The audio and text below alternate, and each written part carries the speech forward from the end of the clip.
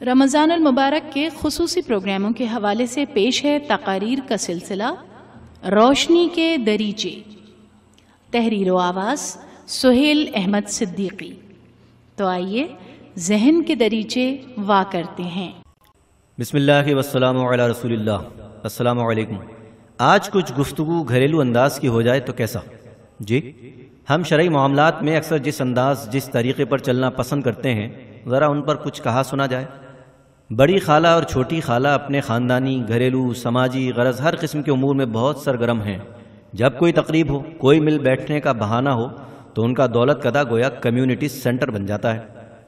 دونوں کی آمد و رفت تقریباً ہر دوسرے روز شہر بھر میں اور کبھی کبھی دوسرے شہروں میں جاری رہتی ہے۔ ٹیکسی، رکشہ، بس کا سفر، ضرورت پڑے تو میلوں پیدل، کیا حوصلہ ہے۔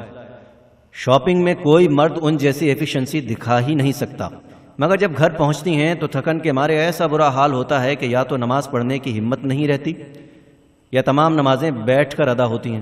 کیا کریں، دنیا کے کام ہی اتنا تھکا دیتے ہیں، پھر ٹانگیں دکھ جاتی ہیں۔ اچھا یہی نہیں بلکہ جب گھر پر ہوتی ہیں تب بھی نماز ہمیشہ بیٹھ کر ادا ہوتی ہے۔ کیوں؟ بھائی اللہ نے اجازت دی ہے، اللہ معاف کرنے والا ہے۔ یہ بہت بڑی غلط فہمی ہے جو ہمارے گھروں میں خصوصاً خواتین میں رائج ہے۔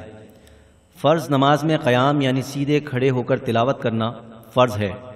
بغیر شرعی عذر کے قیام نہ کیا جائے تو فرض ادا نہیں ہوتا، یعنی نماز ہی نہیں ہوتی۔ اور ٹانگوں میں درد، وہ بھی معمولی نوعیت کا، کوئی شرعی عذر نہیں۔ اس معاملے میں کوئی فقہی اختلاف نہیں۔ پھر کیا ضروری ہے کہ ہم صرف اور صرف اللہ رسول کے معاملے میں اپنی تکلیف یاد رکھیں؟ ہم جوں دین کی تعلیمات سے دور ہوتے چلے گئے، دین ہمارے لیے ایک معمہ ہو گیا۔ ہم اسے نہایت مشکل سمجھنے لگے، اور جب ضرورت پڑی کچھ معلوم کرنے کی، سمجھنے کی، تو کبھی بزرگوں سے دریافت کیا، کبھی درس قرآن دینے والی کسی خاتون سے پوچھا، بہت ایمرجنسی ہوئی تو مولوی صاحب سے پوچھ لیا۔ قرآن مجید میں ارشاد باری تعالی ہے، یا ایھا الذین آمنوا ادخلوا فی السلم کافہ۔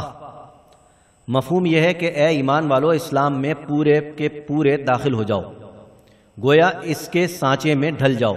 اور ہم نے کیا کیا؟ ہم اس کے برعکس اسلام کو اپنے سانچے میں ڈھال لیتے ہیں۔ جو زیادہ پڑھے لکھے ہیں کسی بھی معاملے میں قرآن مجید کی کسی بھی آیت یا حدیث شریف کا فوراً انکار کر دیتے ہیں، اپنے طور پر جو جائز سمجھتے ہیں کرتے ہیں اور اسی کا حکم دیتے ہیں۔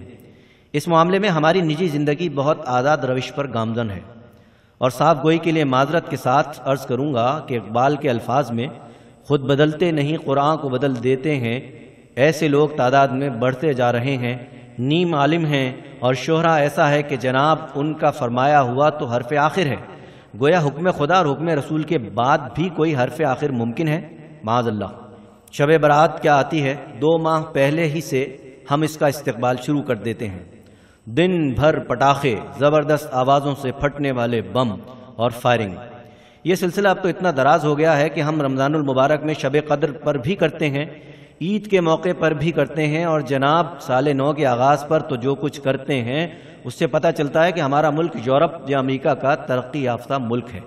اگر کوئی بیوقوف پڑوس کے بچے کو اپنے گھر کے سامنے دھماکے کرنے سے منع کرتا ہے، شب برات کے بارے میں بتانا چاہتا ہے، تو اماں باہر نکل کر للکارتی ہیں، آستینیں چڑھا کر وہ مغلظات سناتی ہیں کہ مرد چپ چاپ گھر میں بیٹھنے کو بھلا سمجھتا ہے۔ پھر دادا یا نانا گھر سے نکلتے ہیں اور کہتے ہیں، ہمارے بچے کی خوشی ہے، وہ جتنا چاہے پٹاخے پھوڑے، آپ کو کیا تکلیف ہے؟ یہ سلسلہ عبادت کی رات ایسا چلتا ہے کہ آپ تلاوت بھولیں تو بھول جائیں، دھماکوں کے کھلاڑی بچے اور نوجوان اپنا فرض نہیں بھولتے۔ ذرا سوچئے، کیا یہ سب کرنے کے بعد بھی ہمیں مسلمان ہونے پر فخر ہے؟ ابھی آپ رمضان المبارک کے خصوصی پروگراموں کا سلسلہ سن رہے تھے، روشنی کے دریچے۔ مقرر تھے سہیل احمد صدیقی۔ تقاریر کا یہ سلسلہ آپ روزانہ پروگرام مائی ہوم شو کے دوران میں سن سکتے ہیں۔